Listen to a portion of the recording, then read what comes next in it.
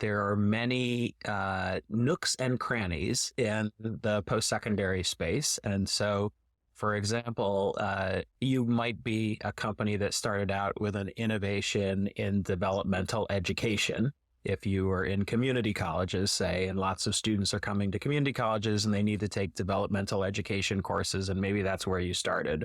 Or maybe you're a company that invented a simulation and you're being adopted in physics programs, or maybe you're someone that invented something that's used to collect psych data for psychological experiments. You have to think about which discipline are you in, how big is that discipline, how do faculty in that discipline make a decision, could your solution actually be cross-discipline? So for example, if you're a solution for all of STEM, that's better than just being good for physics, for example. And then, in STEM, 73% of the students are actually in the T.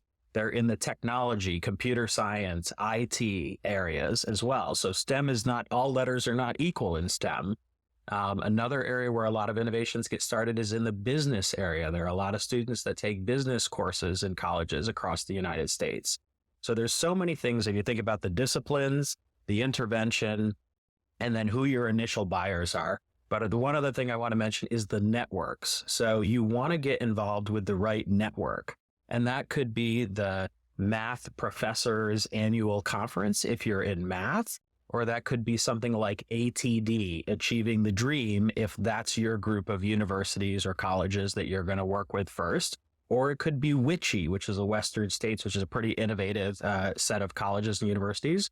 Or it could be the UIA, University Innovation Alliance. And honestly, I could go on and on and on. There are about 50 associations, and usually your first faculty or university adoptees, you'll be able to ask them, like, are you part of an association? Do you do an annual conference? And then you want to go to that conference and you don't want to do the demo on stage.